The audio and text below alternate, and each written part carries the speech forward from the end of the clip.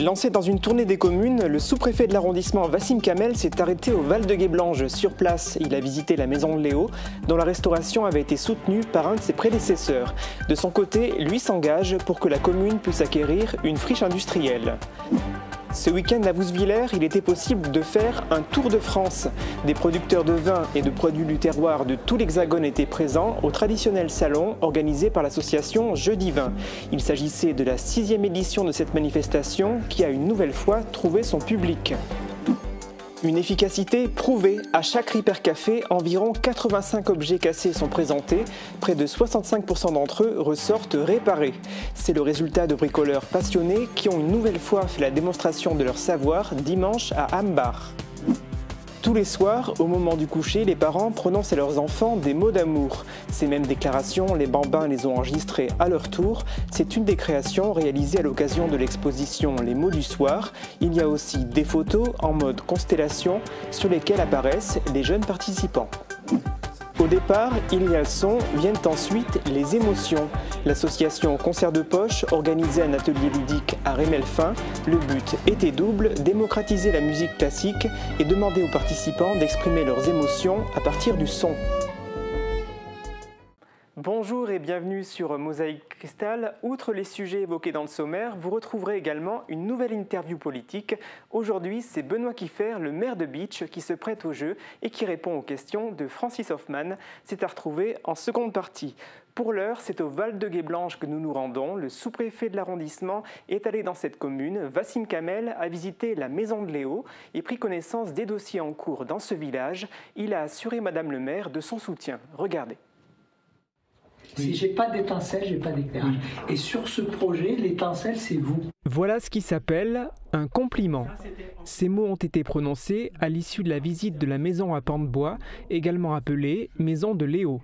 Située dans l'annexe du Haut-de-Villers, elle a subi d'importants travaux de restauration, très largement subventionnés, destinés à permettre sa consolidation et sa sécurisation. Cependant, elle est restée dans son jus pour témoigner d'une époque. Le chantier a été mené par des entreprises qui devaient répondre à des consignes très précises. Trouver des professionnels qui sachent lui rendre son identité en ne voyant pas la trace du passage de l'homme moderne. Vous voyez, c'est vraiment une restauration façon Pompéi, quoi, en gros, si vous voulez. Ces travaux aujourd'hui réalisés, quel va être le devenir de cette maison? Je pense que le projet le plus important, c'est déjà de faire visiter cette maison par les scolaires. Ensuite, ça peut devenir un endroit touristique. On voit aux Journées du patrimoine qu'il y a pas mal de gens qui viennent visiter et qui s'imprègnent un petit peu de cette maison. Les écoles d'architecture aussi peuvent être intéressées par ça. Ensuite, il y a eu quand même la vie de Léo aussi, qui a vécu ici, qui est intéressante pour toutes les personnes qui sont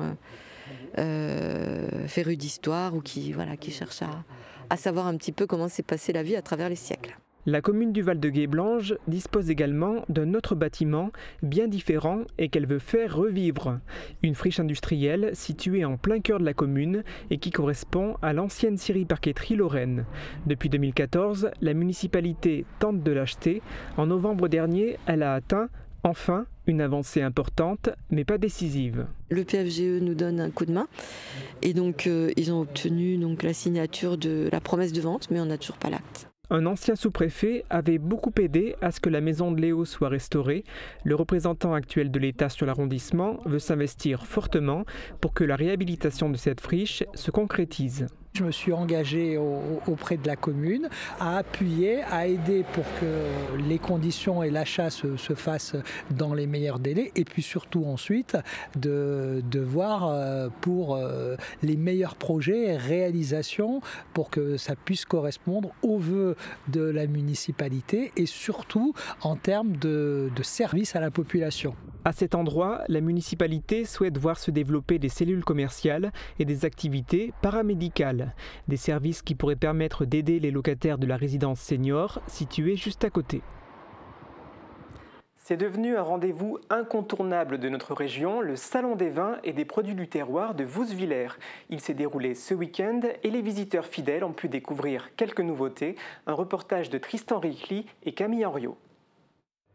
Stand de dégustation, moment d'échange avec les producteurs. Au complexe Le Prince Ringuet de Vousvillers, des visiteurs de toute la région sont venus découvrir la variété de produits exposés ici au Salon des vins et produits du terroir, la 6e édition. Du coup, on aime bien le salon parce qu'effectivement, il y a beaucoup d'exposants différents. Ça représente tous les viticulteurs de France. Il y a un beau panel de vins intéressant. Voilà. Donc, on vient chaque année depuis 3 ans. Moi, ce que je cherche, c'est surtout avoir une bonne bouteille de vin quand il y a des invités ou je cherche du bon vin. Ouais, c'est ça. Découvrir, vu que je ne suis pas un grand connaisseur, c'est apprendre des choses et puis après... faire quelques petites emplettes. Au total, 45 exposants se sont joints à l'événement cette année, c'est plus que l'an dernier. Parmi eux, 8 nouveaux commerçants venus de toute la France. On a 23 vignerons et 22 métiers de bouche, donc c'est vraiment relativement équilibré. Écoutez, je pense qu'il y en a qui vendent très bien, puisqu'ils reviennent quand même pour d'année en année, alors qu'ils se déplacent, ils ont des frais. Ils n'ont pas hésité à faire des kilomètres pour participer à ce salon qui leur permet d'avoir plus de visibilité. Exemple avec cette ardéchoise, son activité dépend essentiellement des salons et c'est sa première fois ici à Vousvillers. Je veux faire connaître mes produits un peu partout, dans toute la France, quoi, voilà. Bon, la Belgique, oui, j'ai donné, donc... je trouve que ça fait quand même un peu loin, ça fait beaucoup de kilomètres, donc c'est vrai que j'hésite à y retourner. Mais autrement, je navigue dans toute la France. L'an passé, ils étaient 1 millier de visiteurs à parcourir les allées du Salon des vins et produits du terroir. Cela a été précisé dans ce reportage, mais il n'est pas inutile de le rappeler, l'abus d'alcool est dangereux pour la santé, il faut le consommer avec modération. On change de thématique et on va s'intéresser au bricolage. Petit électroménager, multimédia, outillage de jardin. Et si vous appreniez à réparer vos objets du quotidien avec l'aide de spécialistes? Depuis 9 ans, l'association Les Petites Mains organise régulièrement des Repair Cafés. Ce dimanche, le foyer socio-éducatif de Roth s'est transformé en véritable atelier de réparation. Un reportage de Tristan Ricli. Bon, allez, on va ouvrir tout ça. Il n'aura fallu que quelques tours de tournevis et un peu de dextérité à ce bénévole pour remettre en marche l'ordinateur de cet habitant de Neufgrange. J'ai débranché à l'intérieur tous les périphériques et là il démarre. Donc il y a un des périphériques qui est en court-circuit. C'est très bien, comme ça les vieilles choses se jettent moins et si on peut les réparer, c'est déjà moins cher aussi. Dans la salle, une dizaine d'autres petites mains s'activent. Elle redonne vie à une multitude d'objets, du simple vêtement au téléviseur, en passant par les machines à café et smartphones, rien ne leur résiste. Certains sont des professionnels, d'autres de simples passionnés comme Rosetta. On répare des pantalons, on fait des ourlets, on répare des pullovers, on a des dessus de couettes. Les gens n'ont pas tous le matériel qu'il faut, les machines à la maison. Donc alors on donne un petit coup de main avec mes collègues, là, voilà. L'opération est gratuite, mais les participants sont invités à faire un don. Les fonds récoltés permettent de financer les repas des bénévoles et d'acheter des pièces détachées pour les prochaines éditions. Des ateliers qui s'inscrivent dans une démarche environnementale. Comment on peut vivre dans cette société de consommation en arrêtant d'acheter et de jeter et d'acheter encore et de jeter encore. Et donc d'inviter à la fois les enfants à prendre conscience de ça et de leur montrer comment on peut réparer les choses et les adultes aussi. À chaque session, près de 85 objets passent entre les mains de ces bénévoles. Environ 65% d'entre eux ressortent réparés. Il y a les actes qui apportent du réconfort, mais également les paroles. Mettre en avant les moments touchants entre les parents et leurs enfants, c'est le but de l'exposition Les mots du soir, réalisée par Mathilde Dieudonné et Jérémy Ferry. Le vernissage a eu lieu au périscolaire de la Cité à Sarreguemines, avec la présence d'enfants de 2 écoles élémentaires de la ville et de leurs parents. Un reportage de Thibaut Desmerlet.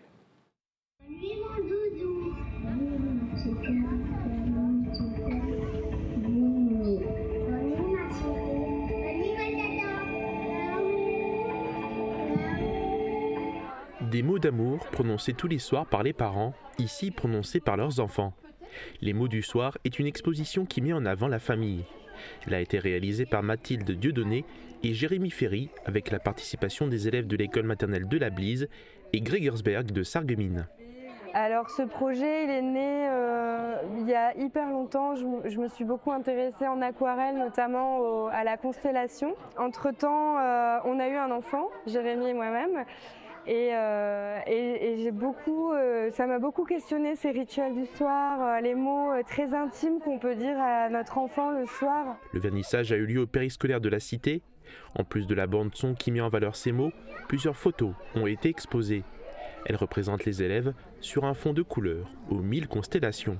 Et le groupe, en fait, ça m'a donné envie de parler du nid, en fait. On voit bien cette espèce de cohésion de groupe très forte et d'ailleurs que je trouve d'autant plus touchante qu'il y a plusieurs origines, plusieurs cultures. Ce travail artistique entre dans le cadre de l'éducation artistique et culturelle. Tous les élèves et leurs parents ont pu admirer les photos à la fin du vernissage. Mathilde et Jérémy ont un autre projet qui sera réalisé en février lors d'une semaine de résidence à Sarreguemines. Et cette exposition est visible par tous jusqu'aux vacances de février. Pour susciter l'intérêt du grand public pour la musique classique, l'association Concert de Poche a lancé un atelier ludique. Le concept crée une histoire de toutes pièces en s'inspirant de la musique pour retranscrire certaines émotions. Camille Henriot a découvert cette initiative étonnante proposée par un comédien et une violoniste.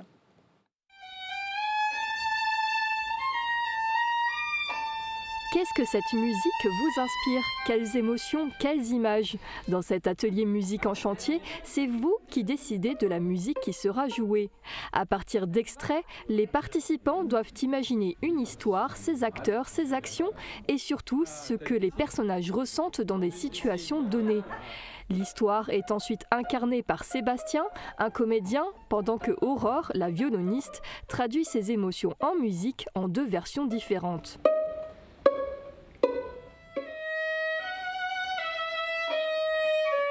Et ces 2 morceaux n'ont pas été choisis au hasard. Ils permettent d'aborder quelques notions techniques. Le but de cet atelier, c'est donc de faire découvrir la musique classique de façon ludique. C'est aussi l'occasion d'entendre quelques extraits du concert Trio à cordes. Il aura lieu ce mardi soir à 19h30 à la Maison des Arts et de la Culture de Rémeufin. Utilisez-moi! Un petit coup, ça coûte rien! Ok, alors...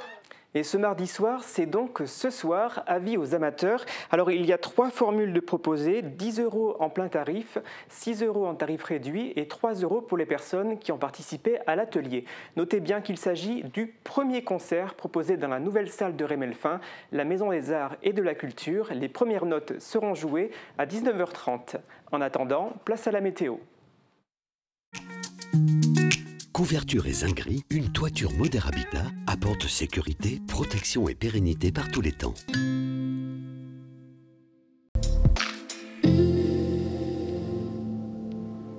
Bonjour tout le monde, on retrouvera un ciel plus couvert pour la journée de demain. Et si en matinée le temps restera globalement sec, le risque d'averse sera plus fort dès la fin d'après-midi et en soirée. Côté température, les minimales iront de 0 à 2 degrés et les maximales de 7 à 8 degrés. Demain nous fêtons les Vincent et il fera jour de 8h14 à 17h12. Passez tous une bonne journée et à demain!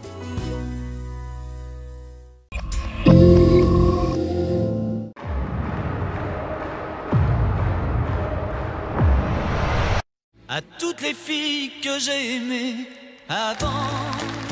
Retrouvez Didier Barbelivien en concert à l'espace Cassin de Beach, samedi 1er février à 20h30. Réservez vos places sur www.product-son.fr ou auprès des points de vente habituels.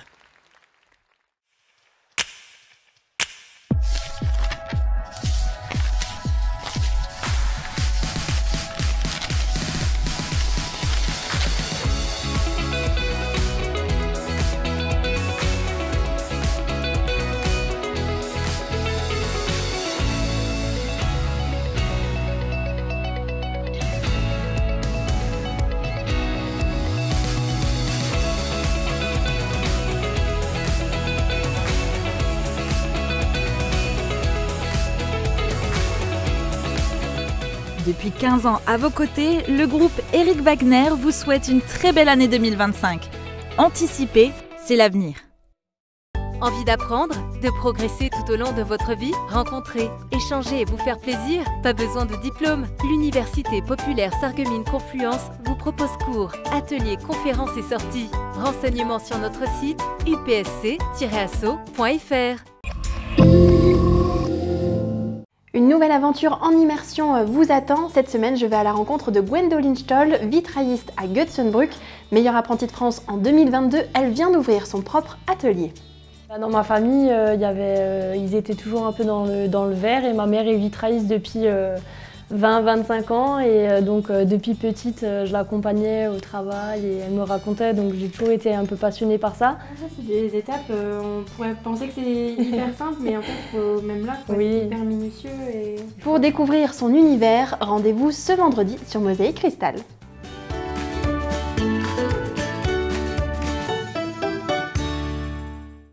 Vous avez pu entendre hier le maire de Sarreguemines répondre aux questions de Francis Hoffman et adresser ses vœux à ses administrés. Place aujourd'hui au maire de Bitche qui se livre à son tour à cet exercice.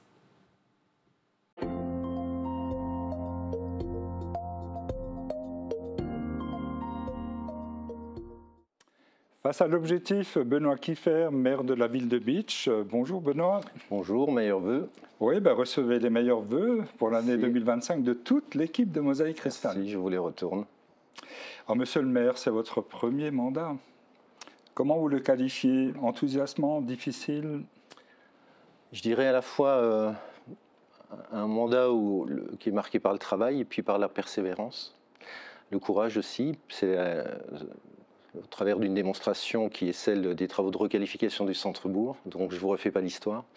Et donc c'est au travers des convictions qu'on a réussi à mener, quand je dis on, je vais associer à titre personnel mon directeur des services techniques, donc qu'on a réussi à mener à bout ce projet en 2024, puisque 2024 est marqué sur ce projet-là par la fin des travaux de requalification du centre-bourg dans cette première phase. C'est un projet important en termes d'amélioration du cadre de vie et d'attractivité pour la ville de Bitche. Okay, c'est donc le projet qui vous a le plus marqué en 2024, alors qu'il s'agisse d'investissement ou de fonctionnement?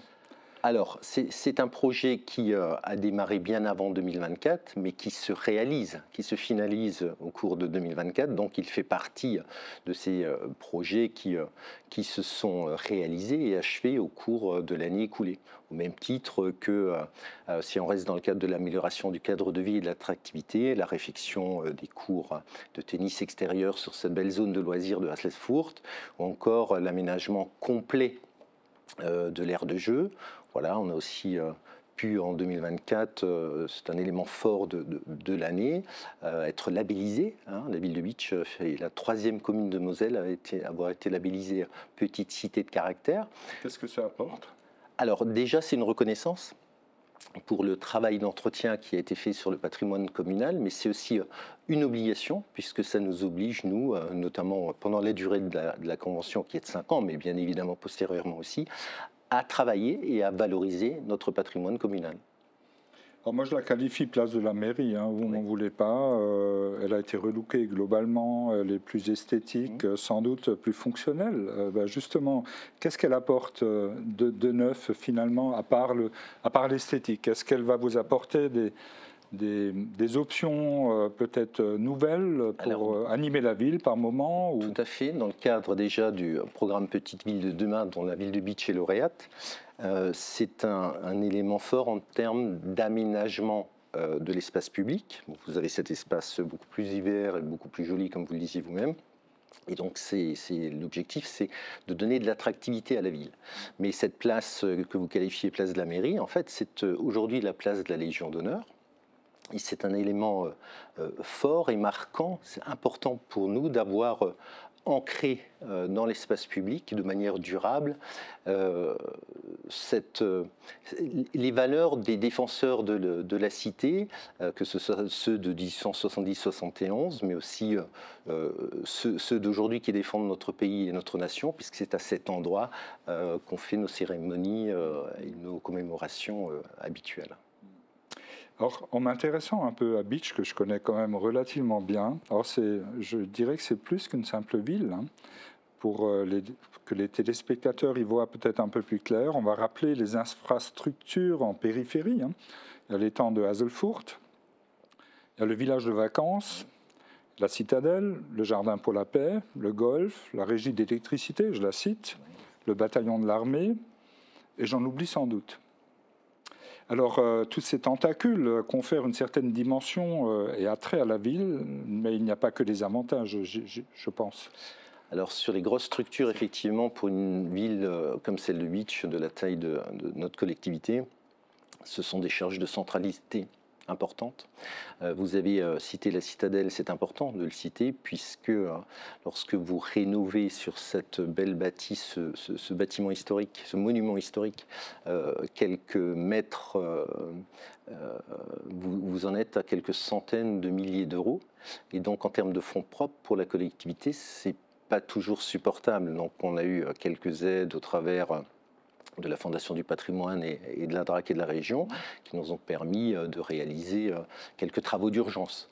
Mais donc ces travaux, il faut les continuer, perpétuer au travers de programmes d'accompagnement, notamment avec la DRAC, mais sur l'ensemble de ces structures, et vous avez évoqué le golf municipal aussi, ce sont des charges importantes pour une collectivité de notre taille et de notre importance en termes de budget, à la fois de fonctionnement, mais aussi d'investissement. Le golf connaît quelques difficultés, on ne va pas aller trop loin dans le détail, mais vous avez un plan d'action. Alors, on a agi par éléments. Hein. Vous avez vu, on a mis un petit peu de foot-golf, on a un projet d'hébergement touristique et de loisirs sur le golf, on travaille sur la question de la restauration.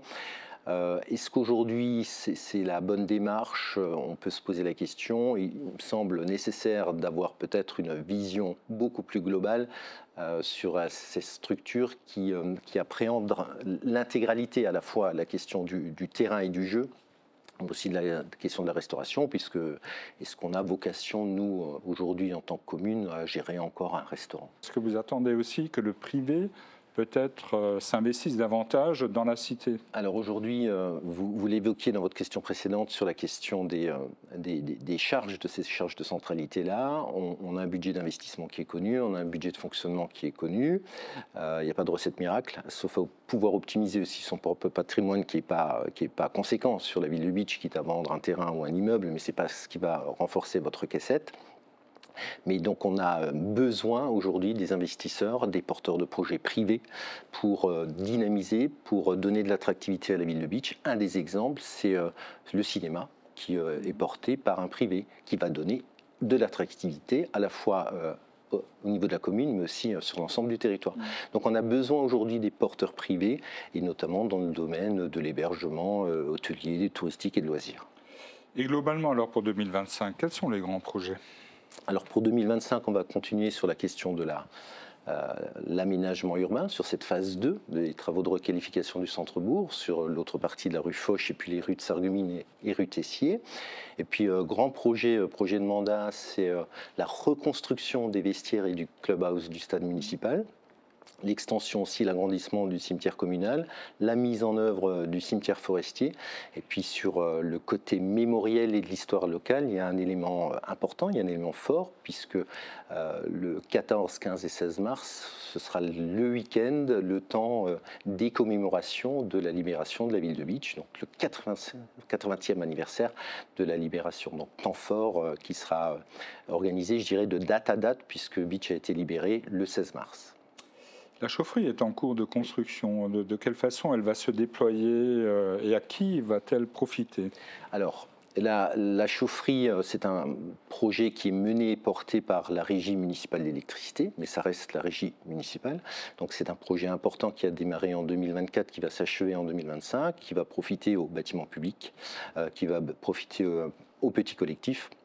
Donc en termes de projet qui s'aligne dans la transition écologique et le développement durable, c'est un projet fort pour la collectivité, mais qui est supporté par la Régie municipale d'électricité.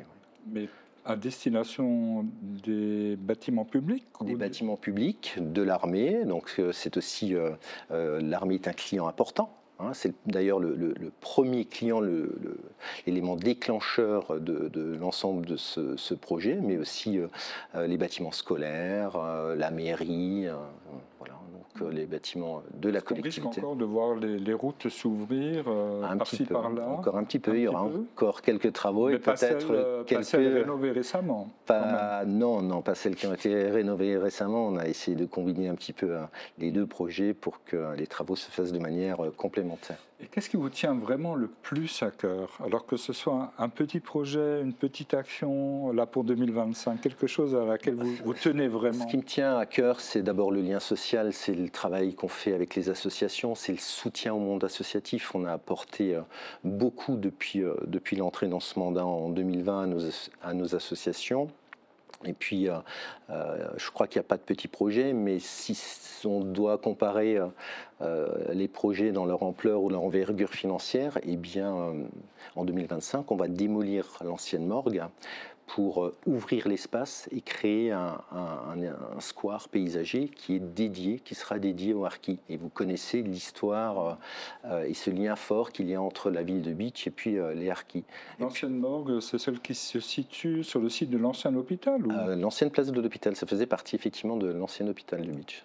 Donc voilà, ça fait partie du travail de mémoire et c'est important pour nous.